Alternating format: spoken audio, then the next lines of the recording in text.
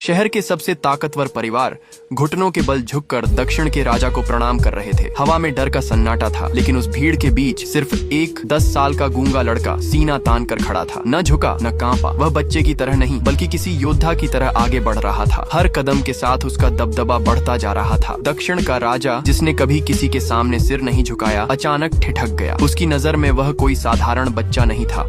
वह एक ऐसी आभा लिए हुए था जैसे युद्ध का देवता स्वयं धरती पर उतर आया हो। और यह वही दुष्ट योगी था जिसका नाम सुनते ही पूरा महाद्वीप कांप उठ जाता था। राजा अनायास ही पीछे हटने लगा और तभी सबकी सांसें थमा देने वाला पल आया। वह गूंगा लड़का अचानक बोल पड़ा। उसकी आवाज में ऐसा असर था मानो बरसों का मौन टूटते ही कोई छिपा हुआ रहस्य बाहर निकल आया हो, मानो सदियों की नींद से जागा कोई राक्षस बोल रहा हो। सवाल सिर्फ एक था, ये दुष्ट योगी आखिर एक मासूम से बच्चे के शरीर में कैसे कैद हुआ और उसका असली मकसद क्या है? आगे की कहानी आपके रोंगटे खड़े कर देगी। असल सच यह था कि उस छोटे से लड़के के भीतर कोई आम आत्मा नहीं बल्कि एक दुष्ट योगी की शक्ति छिपी थी। अपने पिछले जन्म में यह योगी साधारण इंसानों जैसा नहीं था। वह दूसरों की ताकत निगलकर जीवित रहता था। धीरे धीरे उसने लाखों लोगों की ऊर्जा अपने भीतर समेट ली थी और अमरता की अंतिम सीढ़ी पर पहुंच चुका था। लेकिन भाग्य ने खेल खेला। अमर बनने से ठीक पहले एक भयानक बिजली का संकट उसके सामने आ गया। आसमान फट पड़ा, गर्जना हुई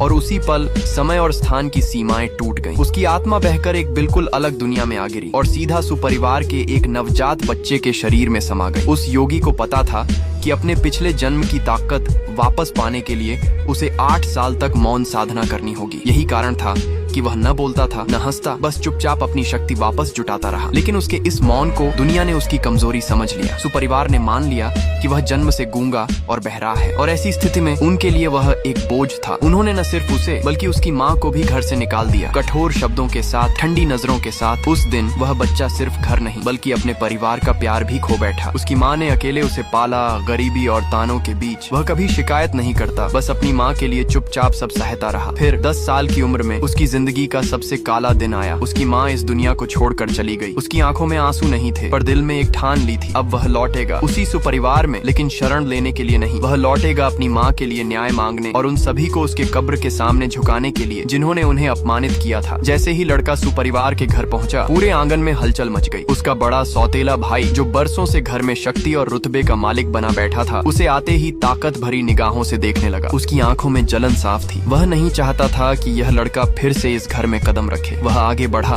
और ऊंची आवाज में डांटना शुरू कर दिया, मानो उसे सबके सामने अपमानित करना चाहता हो। बाकी परिवार वाले भी धीरे धीरे इकट्ठा हो गए। कोई उसे ऊपर से नीचे तक घूर रहा था तो कोई तिरस्कार भरी मुस्कान फेंक रहा था। सबके मन में